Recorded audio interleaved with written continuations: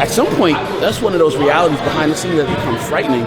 You know, hearing other people bring you to terms with face to face with your own mortality. Yeah. Oh. I guess we need to get that test done, huh? Yeah. Oh, I guess that's important. Oh. Just never know. I mean, I've known so many people in their 40s who jog every day, eat all organic food, and then 42, find a congenital heart defect, it's their time, you know? Just never know. You know, it's obviously whether it's muscle or fat, your heart still has to pump. I mean, I got like 235 pounds. My body, I'm lean, but I still have to pump blood to that body. That's more work on the heart. So obviously weighing more, it does put more stress on your body, whether you're lean or overweight from fat. It's still stressful. And the thing is, we're gonna have, you know, just athletes in general, whether enhanced or not, you know, everybody always says, well, they enlarged hearts from this. And you do realize that athletes in general have bigger hearts. The heart, yeah, while it's smooth tissue, it's a muscle. So have you ever seen triathletes and decathletes? Their hearts are like double size. You know, and these are drug-tested athletes. So that's what's, they always point to this, point to that. I've never seen a study comparing athletes of one versus, because obviously it'd be a hard study to do, but it's just, when you're an athlete, you're gonna have a bigger heart because you gotta pump more blood. Like obviously, when your body adapts, it's gonna find a way to pump more blood. So it's gonna increase the cardiac output, which is gonna increase the size of your heart. And that's good and bad, but at the end of the day, you know, if you have 40% more body mass than someone else, that's 40% more work that your heart has to do. So this is why I believe in doing cardio all year round. Oh yeah. When I was younger, I used to hear about, oh, well, you know, you're going off season and that was an opportunity to just get fat and to do less work. I mean, hell no. You know, more than just having, you know, big arms and a big chest. I need my heart to work efficiently. So I believe in doing cardio all year round, just for that. How much cardio do you do? You do about 12 to 20 minutes pre-workout, and you also do it every morning, right? Yeah, that's a part of my ritual, saying my 20 prayers. minutes? Yeah. In the morning you do about 20 minutes, then you do 12 pre? I'll say that on record. Yeah, 20 minutes. For everybody that I'll be competing against. 20 minutes. You should do 20 minutes of cardio. Is it more? Yeah, I do. But it's important, you know, especially when you get to that place where you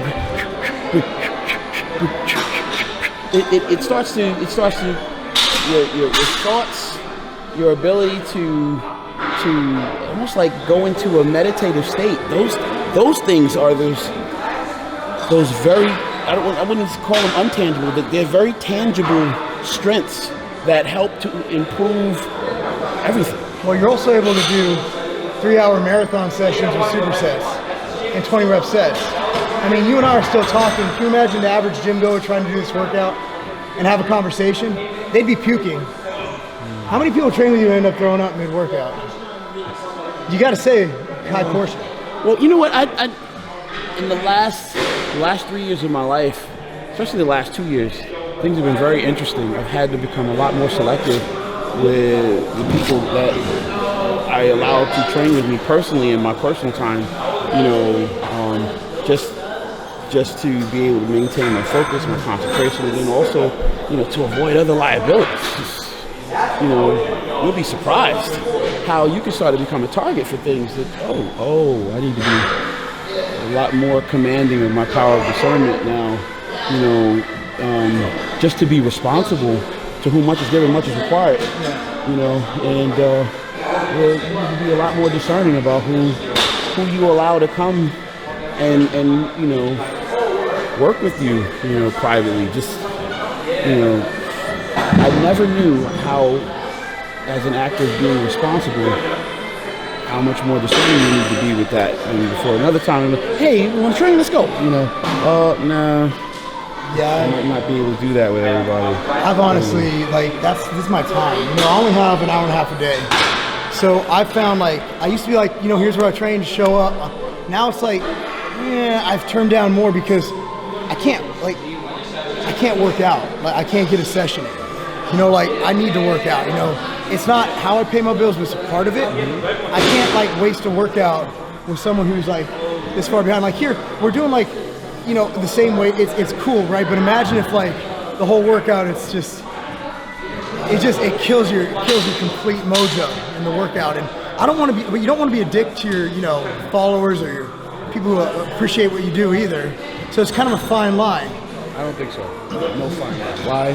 Because there's something to be said for being able to bring other people to a place of increase, and you can't do it if you have not invested the time in developing yourself. I used to live in the projects, and when I would go to the gym, I remember getting ready for the Arnold Classic. Real short story, getting ready for the Arnold Classic. First time, before the Arnold Classic, I would come out of my apartment door and step over, cats that are sitting in the hallway, smoking and drinking and kind of passed out.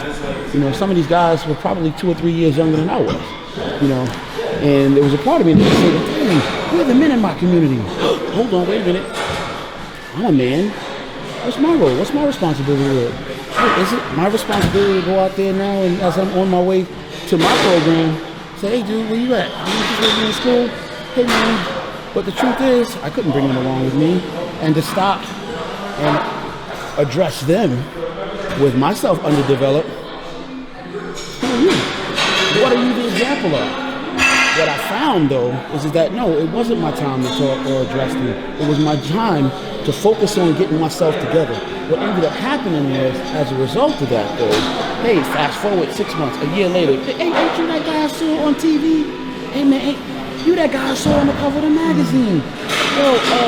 Bro, now you want to talk to me, as opposed to me trying to make you be an audience to me, trying to kick something in your ear that you ain't prepared to hear. Yeah. Truth is, if you want to change the world, I believe it starts with you. That's a damn good point, yeah. There you go. That answers that question. Now I feel better saying no. Yeah, your time is your time. It is. You gotta get it. It is. But now once I've gotten it, now I'm that much more confident now in being able to be of help or a service to someone else. Now when I'm speaking, I'm not going to speak with the same kind of hesitance or confusion. Nope, I know this works. This is what I'm using, and this is what I have used to help me make a little bit better sense. It's kind of like being a business consultant before you've actually run a successful business. You can't really, you got to speak from experience. Okay, let's put it into terms for see my people who watch my shit. I don't like to say fans. It's just, for me, fans is a weird word because it's, for me, where I come from, it's just weird to say fans. I just don't feel I deserve fans. But the people who follow my stuff, a lot of them are business oriented because, I still lecture at universities. I do things like that. So what I like to do is I always try to tie things into like a business metaphor because a lot of times it resonates. For me, bodybuilding is a business metaphor. It's all about setting goals, attaining them, setting new goals. That's every area of life. I mean, I think it was, I don't know if you remember the late Greg Plitt. He passed away on, Greg Plitt, he was a big guy on in the fitness area, more of a fitness model type. He said we work hard in here, we suffer in here, so we don't have to do it out there. Because the lessons you learn in here translate into every area of life. True, absolutely. So that's why I always, you'll see me do like weird business metaphors, but that's just so it relates to what everybody's kind of looking at. Well, you got to be able to speak in a language that your audience understands. Exactly. Right. You wouldn't go and stand in front of a Chinese-speaking audience trying to speak Swahili. It wouldn't make sense. Yeah, you'll lose your audience. Funny, but all right. So we got.